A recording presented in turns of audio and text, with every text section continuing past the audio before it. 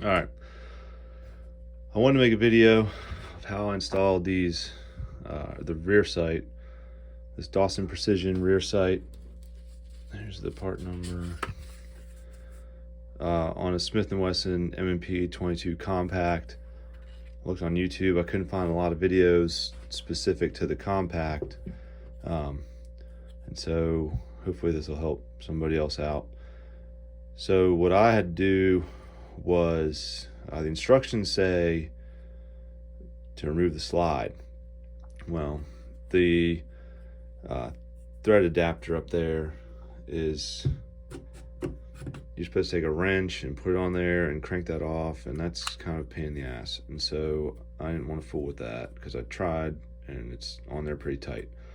And so what I did was I took this block of wood, it's about 3/4 by 2.5, and just basically took a big C-clamp like so and clamped that down on the end of the table. So once I had that clamped down nice and tight, it's not one, I need two hands to get it good, but once I had that clamped down nice and tight, you want to make sure your safety is off, not on. Make sure it's down, and then I laid the slide across the upper part, across the block of wood there, so that you can feel the safety. Hold on a second, sorry. So that the safety is up against the slide, or safety is up against the wood, and the slide is resting on the wood. Then once I had all that clamped down,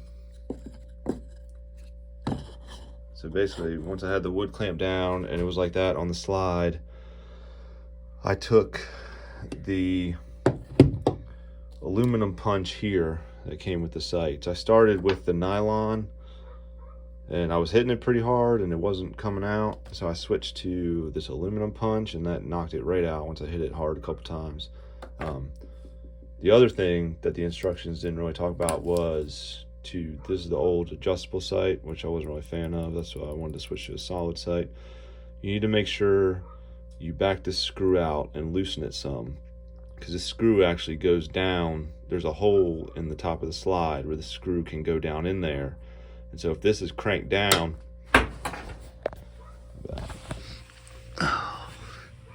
if this is cranked down, let's try this one more time. If this is cranked down, that screw will be into your slide. If you try and hammer this out with that screw in, you're gonna mar it up. And so I didn't realize that, and mine was just barely out enough where it kind of scraped the top when it went out, but I think it's gonna still be fine. And so basically you knock that old one out, and then you can, I flipped it around.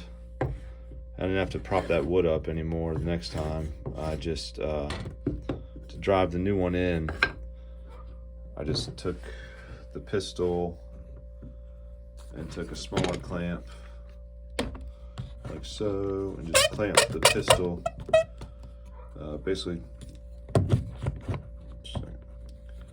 same thing. Make sure the safety isn't clamped it down, it's just below there. I just clamped the pistol to the table like that and drove this new one in back, so the old one came out towards me and this one went in the same way.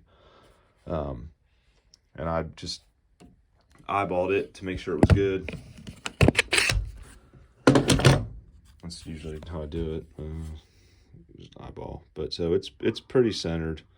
I mean, if it's off by a hair, it's not going to make a difference, I don't think. Just for shooting around. So once you get that where you want it, before you slide it on, there's a little round metal disc that comes with the sight that you slip in the bottom of the sight before you hammer it on. And I think what that does is there's a set screw, and so once you get the sight where you want it, then they talk about putting Loctite. Sounds like the directions say put Loctite all over the place. I just put some Loctite on this screw. Like I put a little dab in the hole and then put a little bit on the screw and screwed it in, And I think this screw pushes that little disc down against the top of the slide to help hold it in place. And so that's basically it. It was pretty simple. It came out easy. New one went in easy. Wasn't too hard at all. That's still the factory front sight. I bought the Dawson Precision set I bought is just a blackout rear sight because it was only like $5 more than the. I don't like tritium rears, so I didn't get tritium rears. I like a blackout rear with a tritium front.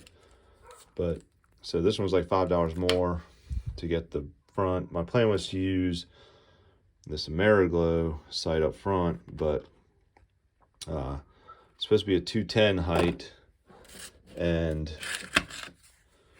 this is a 210 height, but the AmeriGlow is 210 total height, whereas the Dawson is only 210, not including the base.